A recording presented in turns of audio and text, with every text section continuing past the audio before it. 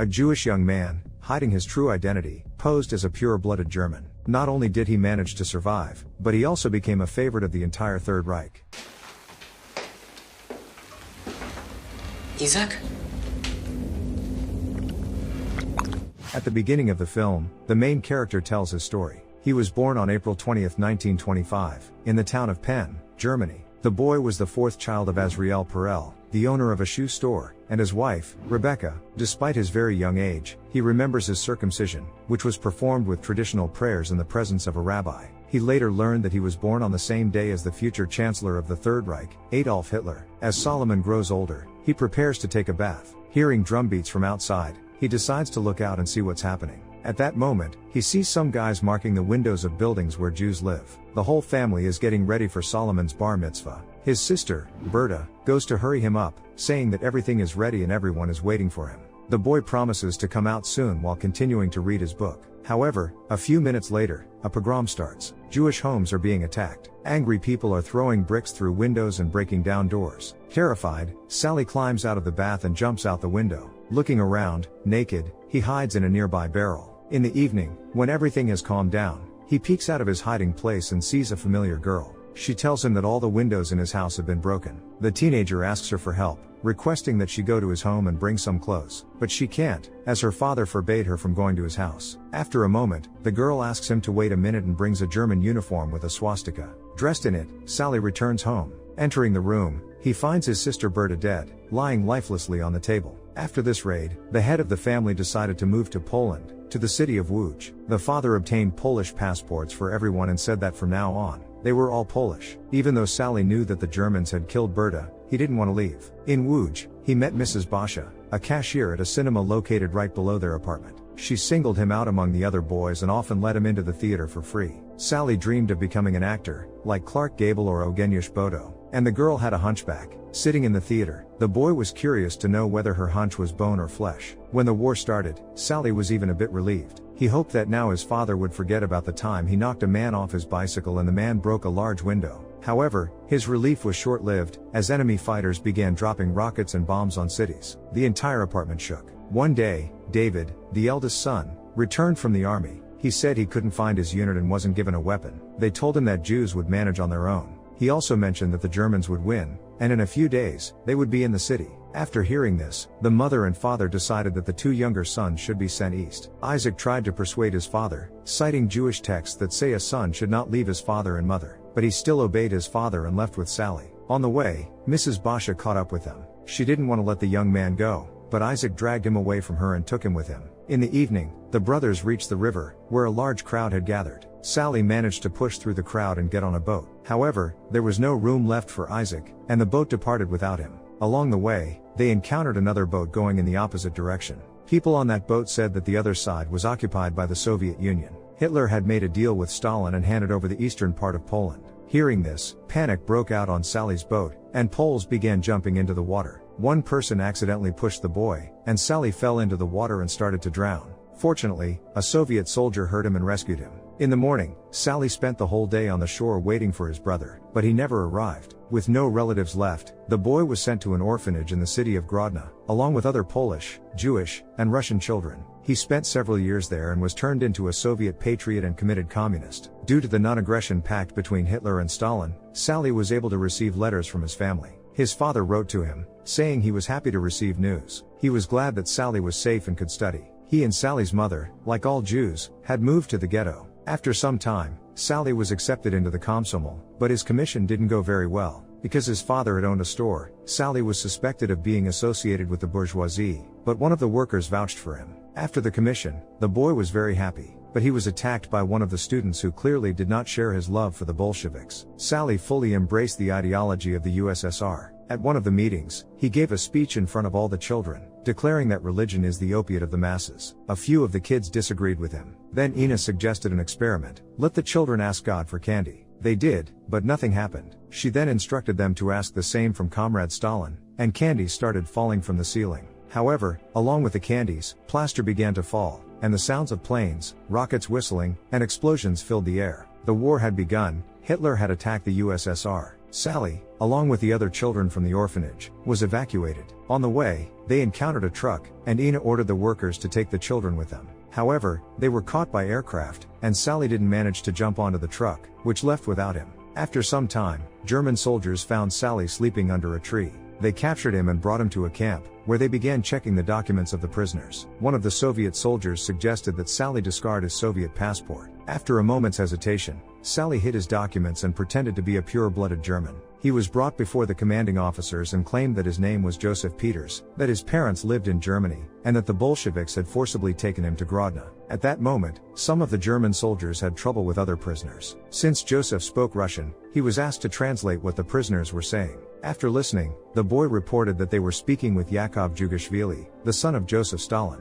The Germans hurried to report the valuable prisoner to their superiors. After some time, Joseph arrived in a village with the Germans. The Germans concluded that they needed him because he spoke several languages. There, Sally encountered one of the boys from the orphanage. The boy tried to expose Sally and reveal that he was Jewish. However, Sally started a fight with him, and while trying to escape, the boy was hit by a vehicle and died. The German army set out on another campaign. During a stop, Sally quickly ran to the trees to relieve himself. He had to hide and be very careful while using the toilet. Suddenly, two soldiers called out to him, and a captain summoned Joseph. Standing at attention before the commander, Sally was offered a position as a translator in the unit, which he accepted. He also asked what would happen to the Jews, whether they would be killed. The officer asked him not to worry about it and said that they would most likely be relocated to Madagascar or Siberia. Arriving at one of the houses, Joseph sees children who have been hanged and doesn't want to look at it. But one of the Germans forces him to observe, saying that these pigs killed his parents just because they were Germans. Overwhelmed by emotion,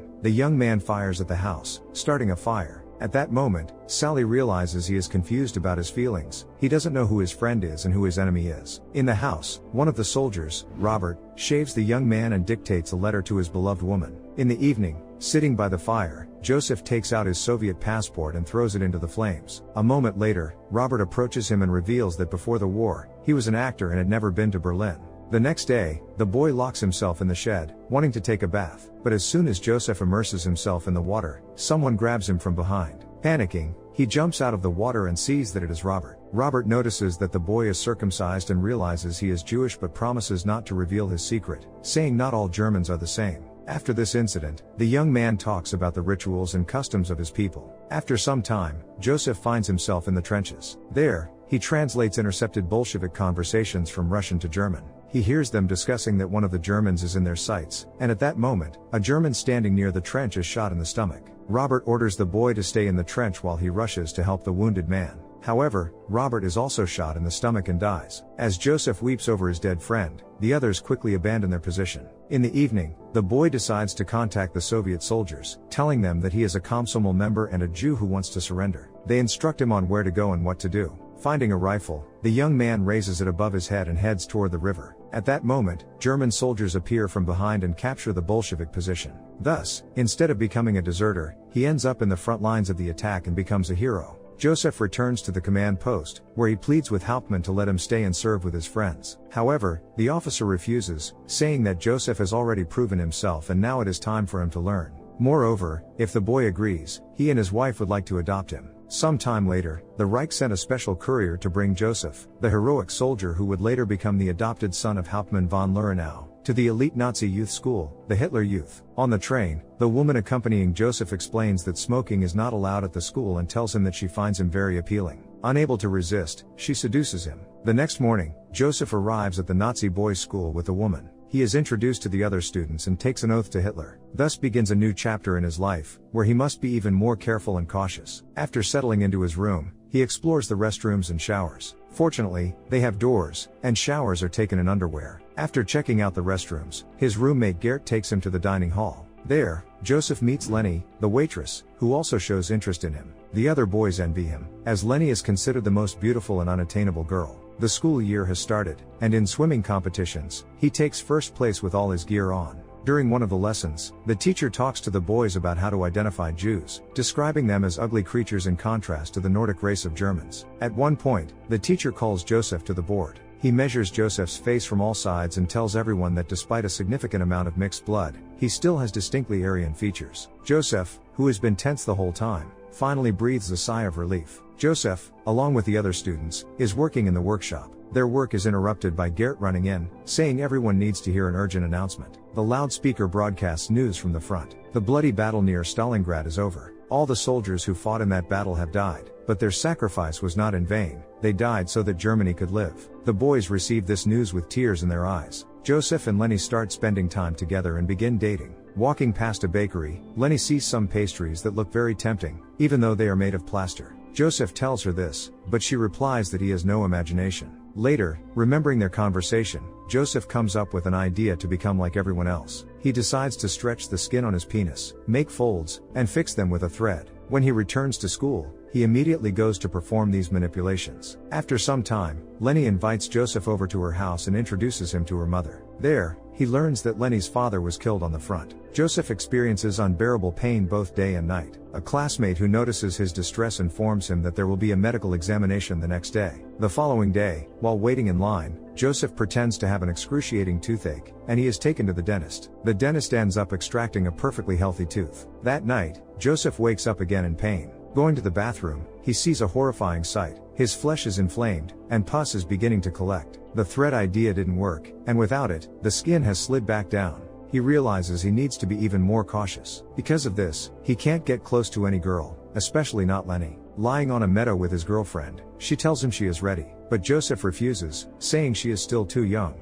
Leaving the meadow, they come across a large number of gravestones. Joseph learns that this used to be a Jewish cemetery. Lenny then says she hates Jews and that if she met one, she would slit his throat. Joseph defends his people and slaps her. Offended, Lenny runs away, leaving Joseph alone. One night, Joseph dreams about his parents and decides to visit the ghetto to try and find them. However, entry to the ghetto is forbidden, and the only way in is by taking a tram that passes through the ghetto without stopping. Joseph boards the tram and looks out the window, seeing a horrific scene of hungry, ragged people. Suddenly, he spots a woman he thinks might be his mother. After reaching the end of the line, he decides to go back and again sees the same woman. He's never entirely sure if it was really her, and he never sees her again, despite riding the tram many times afterward. Joseph returns to school and continues his studies. One day, he decides to visit Lenny, but she's not home. She is now collecting packages for the front. Her mother invites him in and reveals that Lenny is pregnant by Gert. Overcome with emotion, Joseph confides in the woman that he is Jewish. She promises not to reveal his secret. In a fit of rage, Joseph bursts into his room and attacks Gert. Their fight is interrupted by a school officer, and Joseph is summoned to the police station. At the station, a policeman inquires about Joseph's parents. They need to restore his documents, and he plans to make several inquiries. After leaving the building, Joseph realizes that only a miracle can save him now. At that moment, the city is attacked by aircraft, with rockets flying from all directions. One of the rockets hits the police station directly, destroying the building completely. Mobilized, Joseph, along with other students from the school, is stationed at one of the positions. The officer tries to force them to shoot at the enemy. At some point, Joseph realizes he doesn't want to shoot Soviet soldiers. Running away and dodging bullets from his former friends, he makes his way to the Bolsheviks and surrenders to them. Sally is taken to the Soviet command. He tries to prove that he is a Komsomol member and a Jew, not a German, but the officer doesn't believe him and considers him a traitor. He hands a pistol to a former Jewish prisoner and allows him to kill Joseph. However, at that moment, Sally sees Isaac. Isaac can't believe his eyes. His brother is alive. Sally's parents were killed 2 weeks after he left Łódź. Isaac stayed in the ghetto until it was liquidated and was then sent to a concentration camp. While Sally was courting Lenny and shouting Heil Hitler, his parents were already dead. That night, sitting with his brother, Isaac tells him that they are being handed over to the Americans. He will get clothes for Sally from the concentration camp. He also asks Sally not to tell anyone his story, as no one will believe him anyway. From that moment on, Solomon Perel decided to live solely as a Jew. He left Europe and emigrated to Palestine. When he had sons, he performed their circumcision without hesitation. He is glad to finally live among his brethren. How would you have acted in Sally's place? Would you have made the same choice to survive? Share your thoughts in the comments down below, give us a thumbs up, and subscribe to the